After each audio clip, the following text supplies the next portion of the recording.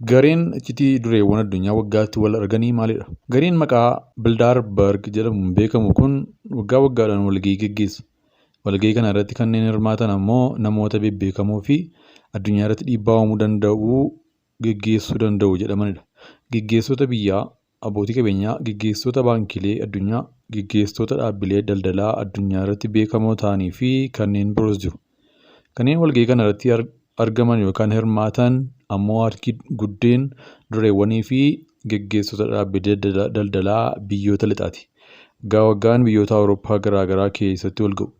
Gareen Bildaarberg waggaa waggaan walgahii gaggeessuu irratti ajandaa maalirratti akka mari'atuu fi hirmaattonni walgahichaa eenyu fa'aa akka ta'an dursee beeksisuun kan eegale yeroo dhiyoodha. Garuu kanneen affeeramaniin alatti walgahicha seenuu hin danda'amu. Hin eeyyamamu jechuudha. Miidiyaanis seenee dhimma maalirratti akka mari'atame gabaasuun dhorkaadha. Hirmaattonni walgahichaa gaafa xumuran waa'ee maalii irratti akka mari'atan dubbachuun kakaadha. Gareen Bildaarberg erga hundeeffamee waggoota 70 darbaniif balbala cufatee waggaa waggaan wal gaha. Waan achi keessatti dubbatamuu fi irratti walii galame yookaan walii hin galamne beekuun hin danda'amu. Iccitii jabaa waan ta'eef jechuudha. Gareen iccitii kan jechisiises kanuma. Garichi jiraachuuf walgahii waggaa waggaan gaggeessuun isaa citee miti. Maaliif waggaa amma kana balbala cufatee mari'ata kan jedhutu iccitiidha.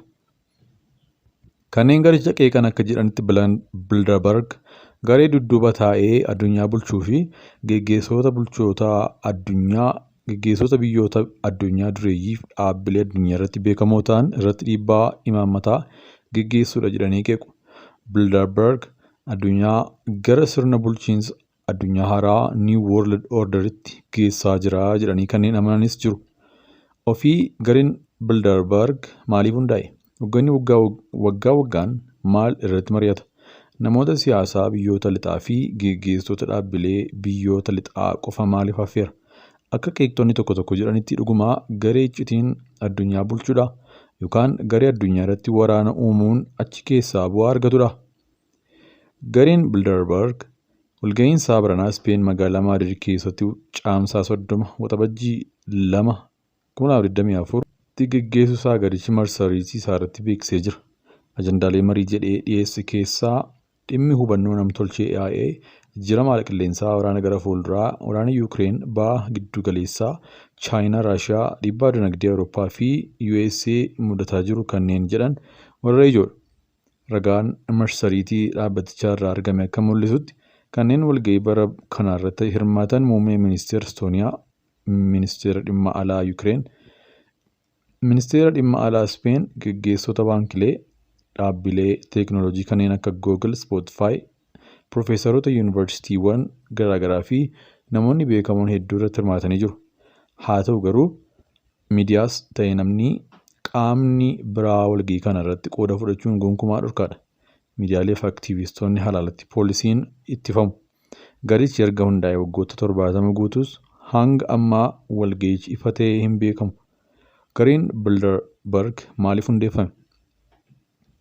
Gareen Bildaarberg waraana addunyaa lammaffaa booda bara 1954tti Niizerlaanditti hoteela Bildaarberg keessatti eegale. Yaadicha kan fide ammoo lammii Niizerlaandis Kaantiraan Piriins Beehaan Barnahaardidha. Waggoota hedduufis walitti qabaa garichaa ta'uun tajaajilanii jiru. Ergasii waggoota 70 darbaniif biyyoota garaagaraa keessatti walgahichi ni gaggeeffama. Walgahiin Bildaarberg waggaa waggaan gaggeeffamu guyyaa 3 kan gaggeeffamu yoo ta'u, walgahii idilee osoo hin taane walgahii al idilee namoonni bakka garaagaraa irraa dhufuun yaada itti wal jiran akka ta'e marsariitii garichaa irratti ibsameera. Kaayyoon hundeeffamaa garichaas waraana addunyaa lammaffaa booda haalonni turan akkaataa itti biyyoota lixaa irratti dhiibbaa fidan akka yaada wal jijjiiranii fi beektonni bakka bu'oonni damee dinagdee, siyaasaa, aadaa fi hawaasaa affeeramus ibsa garichaati. Waggoota kana keessatti walgahiin waggaa waggaan gaggeeffamu foorumii dhimmoonni garaagaraa irratti mari'ataman ta'eera.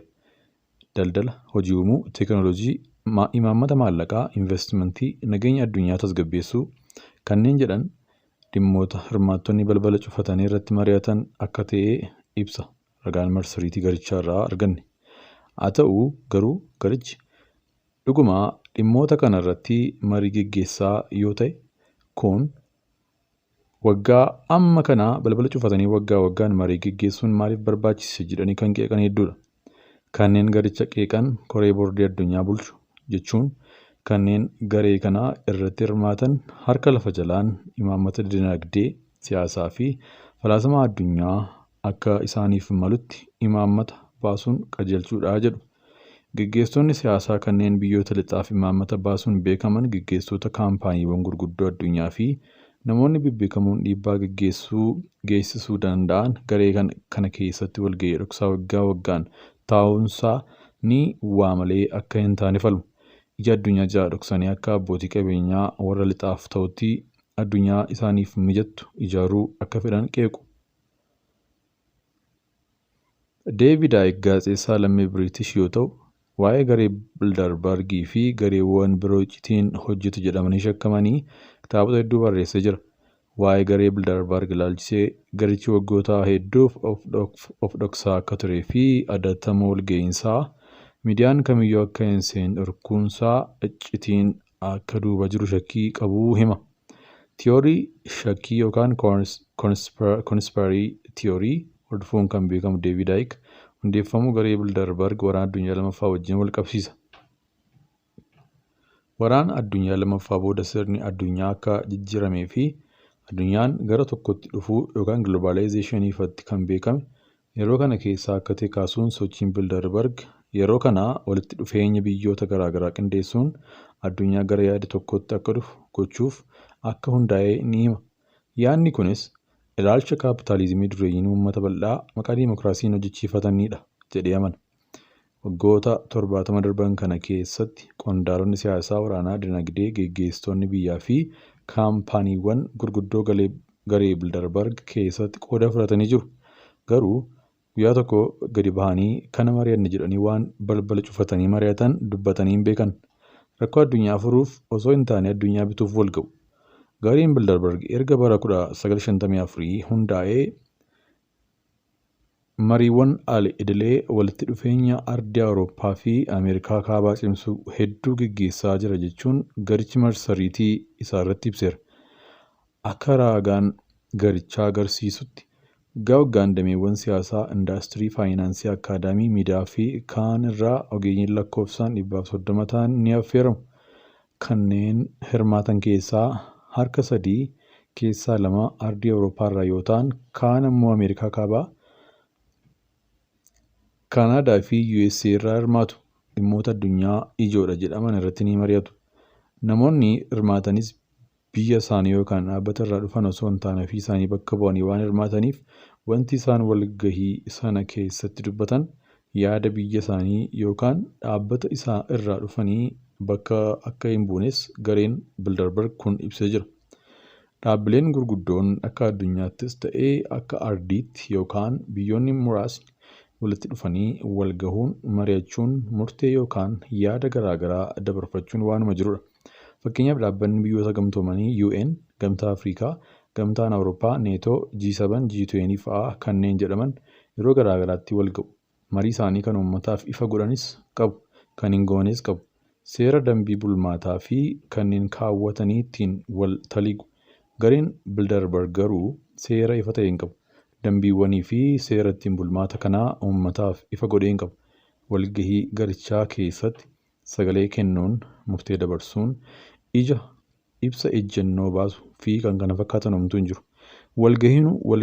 Walgahaniituma yaada wal jijjiiranii gargar galu akka ta'e beeksisa garichi.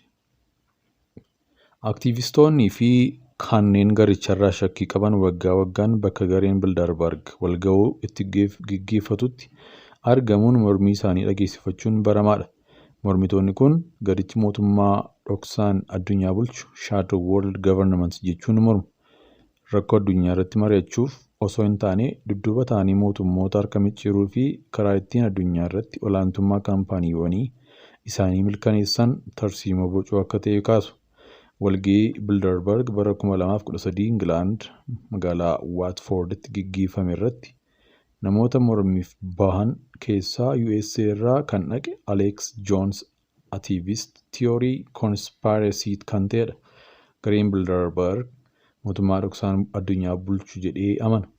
Gaggeessitoonni biyyoota guddatanii, dippiloomaatonni, dureewwan kaampaaniiwwanii fi baankiilee bebbeekamoo fa'aa waggaa waggaan wal arguun isaanii imaammata ittiin faayidaa isaanii tikfatanii fi uummata addunyaa bitan baafachuuf akka ta'e BBC'tti dubbatee ture.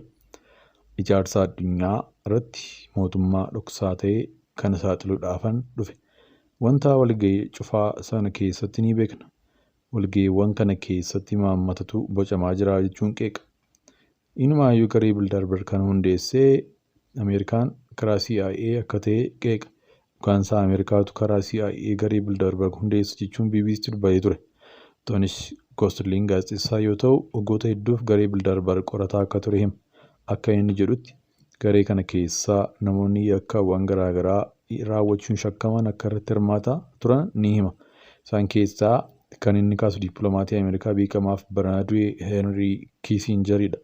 Imaammata Henry Kissinger boceen Ameerikaan biyyoota adda addaa keessatti duula waraanaa, fonqolcha mootummaa fi qondaalota mootummaa fa'aa irratti ajjeechaa raawwatteetti jechuun BBC'tti dubbatee ture. Henry Kissinger kanneen waggoota hedduu garee Bilderberg keessatti dhiibbaa guddaa gaggeessaa turan keessaa adda ture akka ta'anis ni hima. Kan biraan ammoo waggoota 20 jalqabaaf garee Bilderberg kan walitti qabaa ture miseensa naazii Jarmanii SS jedhamuun beekamu akka ta'e hima Toon Gosling. Waggoota 20 gara jalqabaa 1950moota keessaa kaasee hanga 1970moota keessatti walitti qabaan garee Bilderberg miseensa SS ture jechuun garicha keessa namoonni yakka garaagaraa hirmaataa akka turan hima. Kanneen qeeqaniif mormitoonni garee Bilderberg garee dhoksaan imaammata addunyaa qopheessuu fi karaa mootummootaaf dhaabbilee humna qabanii addunyaa irratti hojiirra oolchaa jiranii qeeqanis garichi dhugaadhas sobas jedhee hin dubbanne. Waggoota 70 darbaniif biyyoota Awurooppaa fi Ameerikaa kaabaa keessatti wal gahuu hin dhiifne. Gaggeessitoota biyyaa, dippiloomaatota, dureewwan kaampaaniiwwan gurguddoo addunyaa, namoota siyaasaa fi gaazexeessonni affeeramanii